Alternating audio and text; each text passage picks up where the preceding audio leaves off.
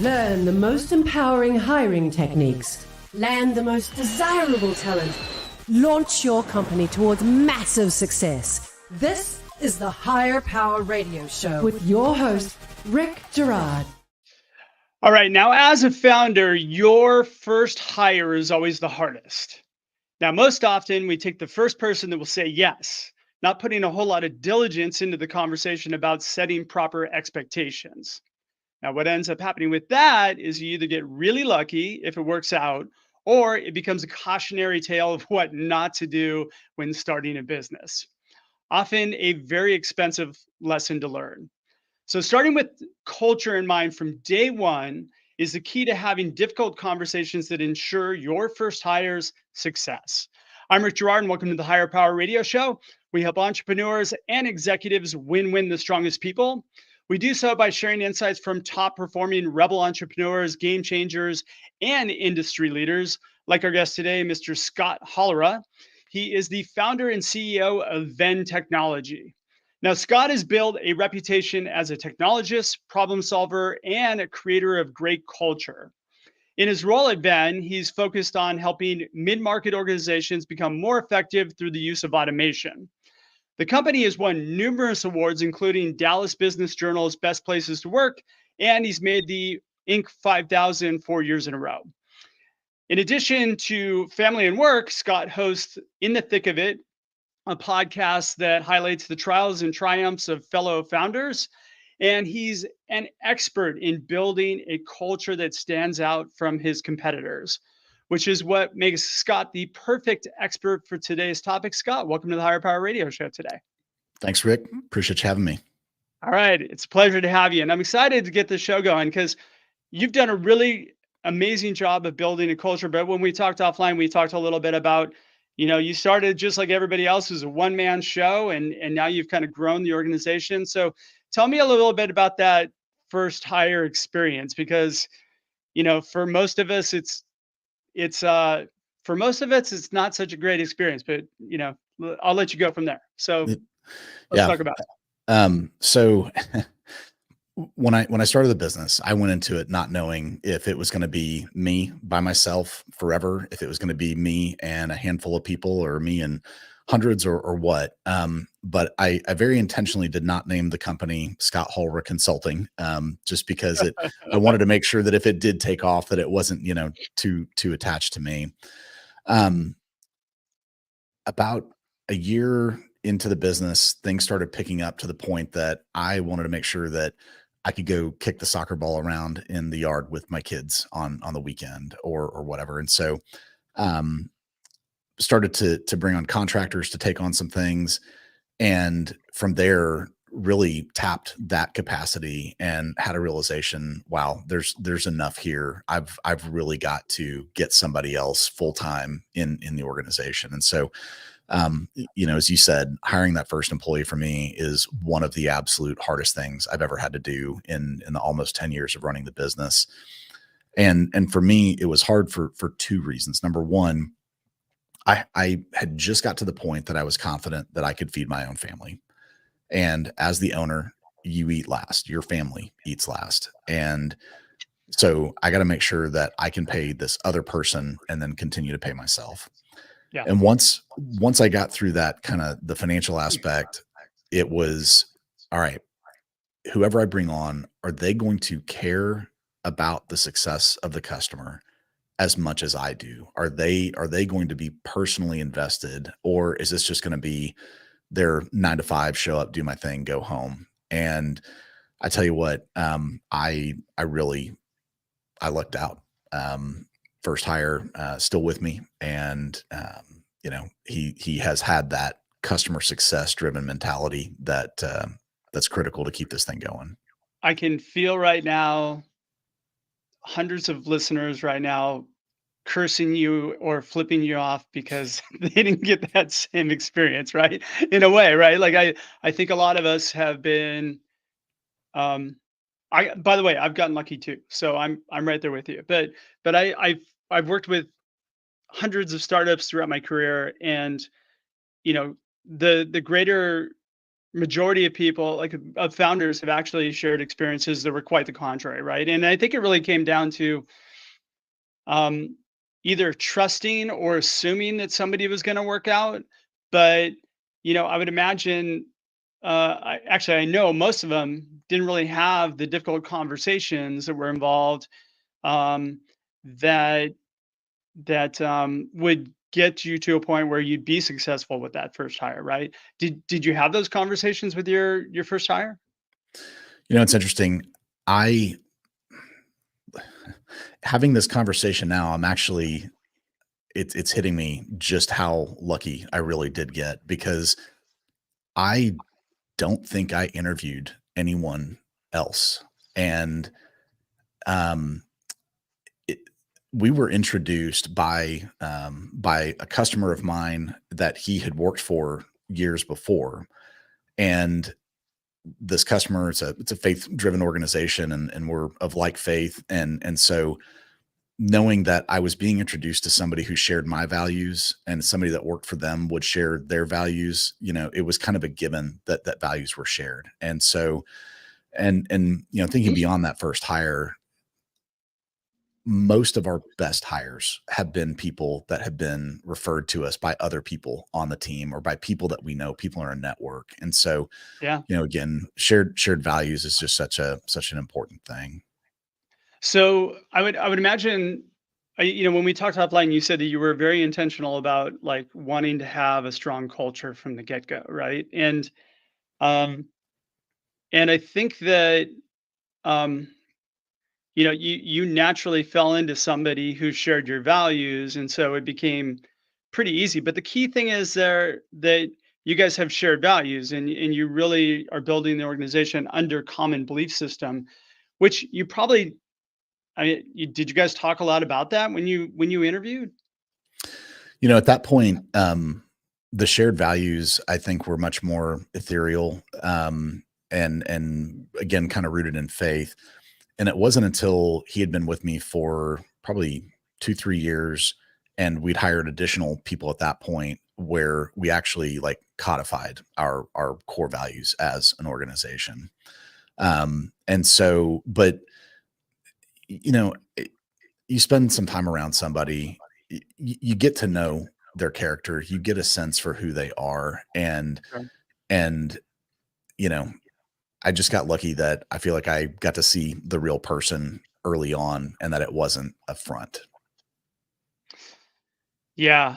And a lot of times I think when we have those initial conversations with people, maybe you went into it with a very clear mind too, but a lot of times it's a desperate conversation of I need help, I'm drowning here. Can you be the person to throw me a life jacket? And so let me back up and say, almost 10 years in business, we're currently a little over 30 employees. We're not batting 1,000. I mean, Yeah, we've had people that haven't worked out, and you do it long enough, you hire enough people, it is going to happen. Um, so let me let me make it clear that we haven't been perfect on this. But we've also been in we've been at points where we really needed that person for that role. And I can actually distinctly remember somebody that we had brought in for a project manager position. And multiple people said, yes, yes, yes. And when it got to me, after I'd had my interview with them, I had to ask the hard question here. Are we saying yes to this person because they are the only person that we have right now? Or if we had a dozen other people in front of us, is this the person we would say yes to? And it was a gut check for all of us. And I was tempted to pull the trigger. And when we were able to have honest conversation among ourselves, we all agreed, no, we wouldn't hire this person most likely if we had other choices in front of us. And so it is hard. It is hard to resist that temptation, for but sure. you're going to be better off if you wait for the right one. That is so true. Are you listening to the Higher Power Radio Show? I'm your host, Rick Girard. And for our podcast listeners, we're going to take a quick educational moment from our sponsors. All right, so I'm digging in deeper with our guest, Scott Hollrah. He is the founder and CEO of Venn Technology, and we're actually discussing a little bit about his journey. And now we're going to delve into, actually, he's built a really strong culture. And one of the things that I want to do is delve into how you've built a strong culture. So we talked a little bit about some of the challenges you had. And man, it's funny. My dad used to always say, I'd rather be lucky than good. And so, like, if you can own that, I swear my dad's been this person in my life who has created his own luck throughout his life, like just with this optimistic, like I'm going to win attitude. I remember going to Tahoe one time, and he walked up to a roulette table and he goes, I'm going to win this. He put $100 down on a number, and I'm not kidding you. He goes, I'm going to pay for our ski trip tonight. Put the $100 down, boom, hit the number. And I was just like, wow, like that. How does that? This wasn't red or black. This was on No, he put it down on 27. like 30, 7 black or whatever. I never played roulette, but like, I mean, That's a boom, big 35, payout. yeah, $3,500 right there, or something like that. I was blown away. I'm like, you got to get some of that to rub off on me, but he's always been that guy. So, um, so you got lucky. I feel like I got lucky too. I did. I have learned though in the past that, quite frankly, I created this thing called an expectations document. And I talked to quite a few potential co-founders before I got into bed with anybody. And what I did was I essentially went through and we did the exercise of, what are my expectations? What are yours? What do you see this business building in at? And there was quite a few people that I shied away from because we just had different things in mind. I mean, we're not on the same page. Which I'm happy to share with anybody. If they want them, they could drop me an email. But I think that you naturally were able to kind of get introduced to somebody, and you automatically kind of maybe inherently knew that they were going to be the person. I mean, was it gut thing, or what was it? Yeah, it was gut, and Yeah, you know, gut and faith, right? gut and faith for sure. And Yeah, over the years, I probably do tend to lean on my gut more than anything. But over the years, I have developed pretty good intuition. As I said a minute ago, we're not batting 1,000. We haven't been perfect, but I've my gut has been pretty good to me. That being said, in the early days, I think that where I started to evaluate people, my starting point for evaluating people, I should say, was skill. Do they have the hard skills that we need to do the job? And I probably wasn't thinking quite as much about the personality fit. I hate to even call it cultural fit in the first couple of years, because the culture was still very much being formed. yeah, But now I tend to put more emphasis on the cultural fit than the hard skills. I mean, we're not going to go hire a senior software developer that hasn't ever written code before just because they're a good cultural fit. yeah, But we lead more with the culture. And we'll, in an interview, we might pull out one of our core values, and ask them, hey, tell me about a time. What does this mean to you? And tell me about a time when you've demonstrated that. And it's interesting to see what people will say. And I think you and I've talked about EOS. We both are big fans of EOS, and each yeah, quarter, when we do our quarterly planning with our leadership team, we do the RPRS, the right person, right seat analysis. And we've got our Google sheet, and we put everybody's name, and we list out the core values. And they always exhibit it, they sometimes exhibit it, they don't exhibit it.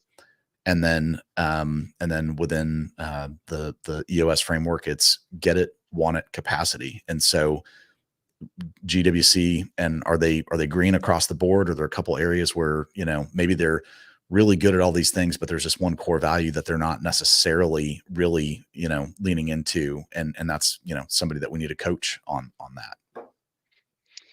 Yeah. So when we're talking about, it's funny, right person, right seat. That to me is always, like you said, I wouldn't hire a software engineer who like fit the culture. I mean, that's somebody fits the culture, they're right person, but wrong seat, right? If they don't bring the skills to the table.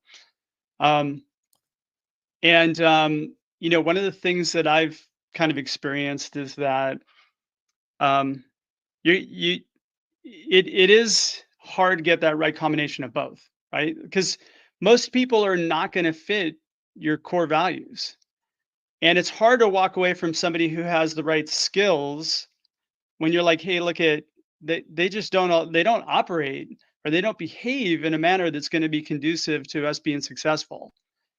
And that tends to be a big argument that I've had with some of my clients in the executive search space. Is like, look at this person operates completely different than you. They're not going to do well in your organization. They might be an A player at Google, but guess what? They're not an A player at your company. Yeah. And, you know, again, we've had people that haven't worked out, and I can think of a couple that it wasn't necessarily, they were, there are some people that were a very good culture fit that were not very good at the job, and there just really Yeah. wasn't a place elsewhere in the organization that we could slot them. And we've got some other people who were very good at the job, but weren't demonstrating our values. Like, so for example, one of our core values is one team. And it's not the generic teamwork. What It does that is, mean? One team. yeah. Um, in in a lot of organizations, and particularly in consulting and in tech, the way that people get ahead is by stepping on somebody else. And I've Hmm. never understood that kind of culture. Like, it just, I don't get it at all. And from the beginning, I've had this mentality that we're going to win together and we're going to lose together. But either way, it's going to be together. It's not going to be somebody winning at somebody else's expense. And if I can camp on this for just a second, Yeah, please do.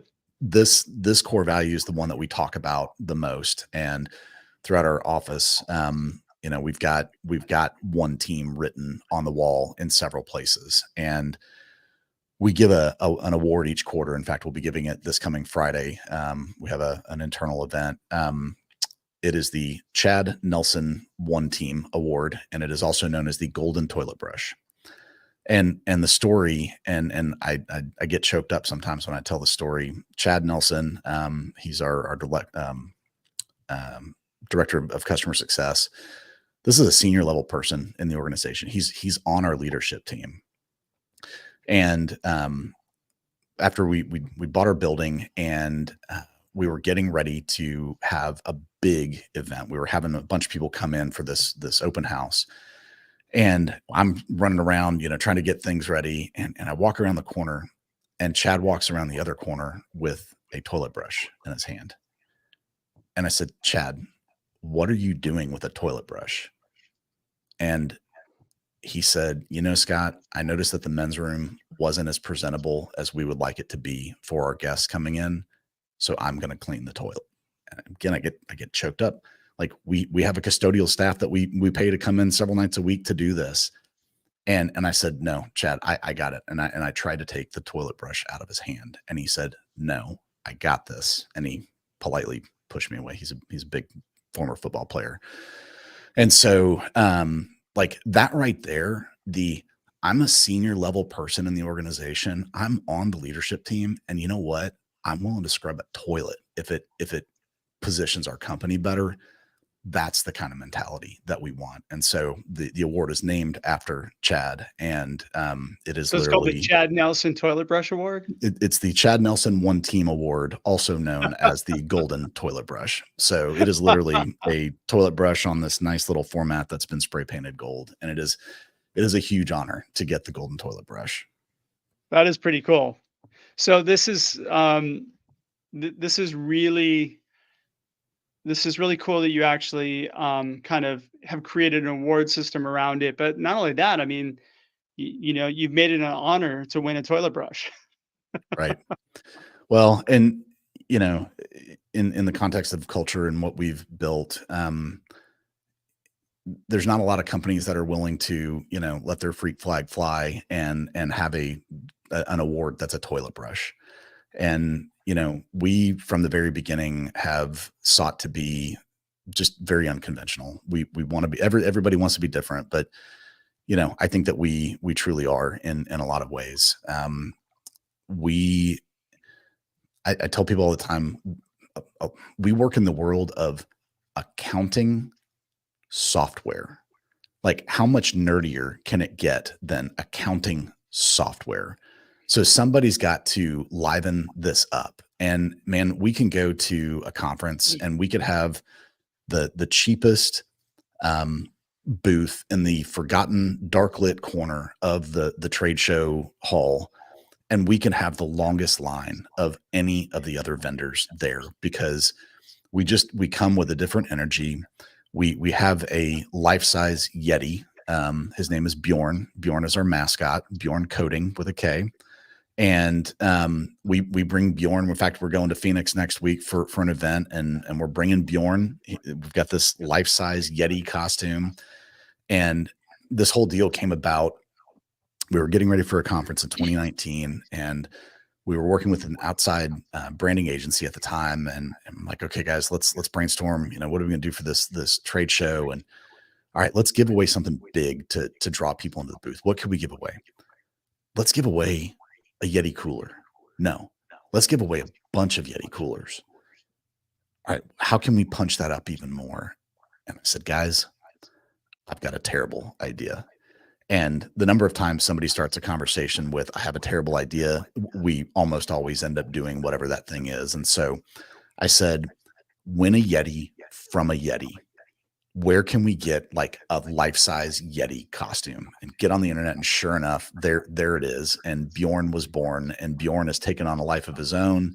And people in the recruiting process will ask, like, when do I get to meet Bjorn? And when we've had team members' kids come up here, like, they love to see Bjorn. And we'll go to these trade shows, and I kid you not, people like that don't want to talk to us at the booth, but they see the Yeti, like, people will just creep up to it to take a selfie. And like, he's always in the prospectus for the conference the next year. And so anyway, we've done this thing it's quirky, it's unique, it's fun, it's different. And it's also the sort of thing that I think attracts the kind of people that we want to bring into the organization. Yeah. So people who are very conventional, probably not going to work out at your company. So, yeah. This actually is a good segue, because let's talk about how you aspire people to join your company, because that is something like one of my kind of key points that I always bring up is that you do want your core values to be isolated. You want them to be very like, this is who we are. If this is not you, don't come here. To be polarizing, right? To be able to say, hey, look at, you mentioned the freak flag fly, right? Like, that is something that that especially at a small company level, is super important. Now, you can still have diversity, you can still have a lot of the things that an inclusion within your organization, because it doesn't really know any sort of bias when you're kind of really trying to focus in on behaviors and how people operate, as opposed to the skills they bring to the table. Yeah. We don't hide who we are. And when people, almost everybody who shows up for an interview comes in with the mindset of, this is where I want to work. If you ask my team, ask my team, what are Scott's 3 questions? And you're going to get groans and eye rolls. And whenever we interview somebody, it's, can they do the job? Do they want the job or a job? And is this somebody I'd want to have a beer with? It's, the layover test, the beer test, whatever you want to call it. And that second one, I want to point out, like, that's really important. Is this person here looking for the job, or are they looking for a job? The person that's looking for a job is probably not who we're gonna want. And correct. And that, I think, is something that can be sussed out with accuracy and pretty early. That should be sussed out in the phone screen. And so on that note, one of our best hires from the last year, his name is Ryan, and shout out Ryan. He was referred by another member of the team. Again, going back to, the people that know the best people, and those are the people you want to bring in. And partway through the phone screen, my person who was doing the phone screen paused and said, Are you applying to work? Are you applying for the job, or are you applying for the company? And he said, I am applying for the company. And that was just huge. And so, going back to that delicate balance of skill set and cultural fit, sometimes you're going to come across people that, man, their skills. In fact, actually, this guy, when I interviewed him, I said, dude, I don't know what to do with you. Like, your background is all over, and it's deep and it's wide and it's all these different things. I think we just need to get you into the organization and figure out what to do. And that's ultimately what he wanted too. And we've had a couple of other people like that. And so, yeah, there are times where it might be appropriate to take a little bit of a flyer and say, you look like somebody who is very capable, very powerful, very flexible. Let's just get you in, and we'll start you here and then figure out where to take you.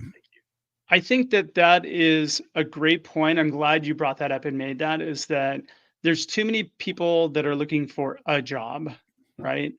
And if you're a job seeker, you should really put the thought into, like, I'm looking for the job as opposed to a job. I mean, I know it's really hard when you're out of work to do that, but again, you should be judicious in what you're looking for too. Like, look for the place that you're going to thrive, not just a place that's going to give me a paycheck until I find the job, right?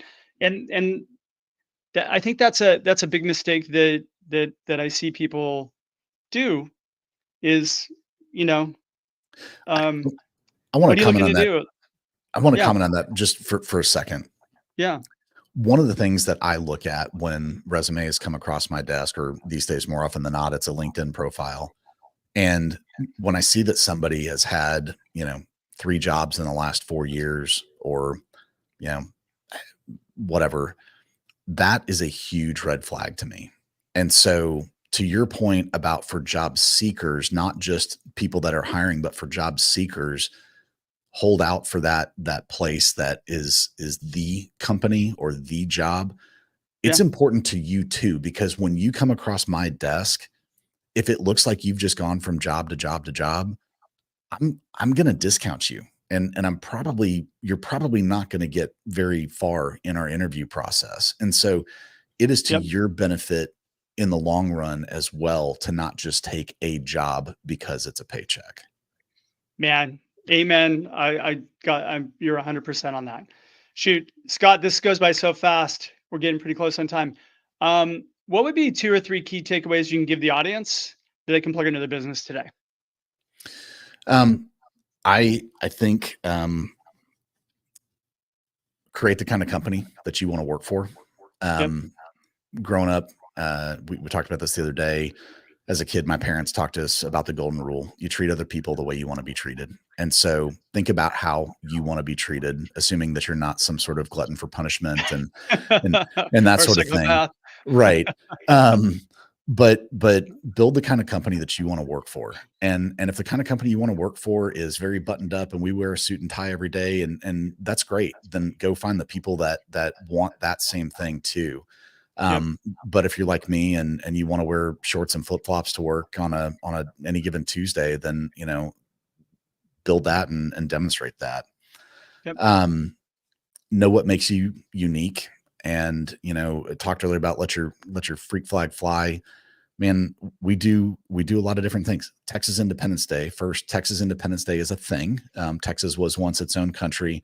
I'm very proud to be a Texan. And when Texas Independence Day falls on a weekday, it is a company-wide holiday. And it's like legit. So, find what makes you you, and double down on it.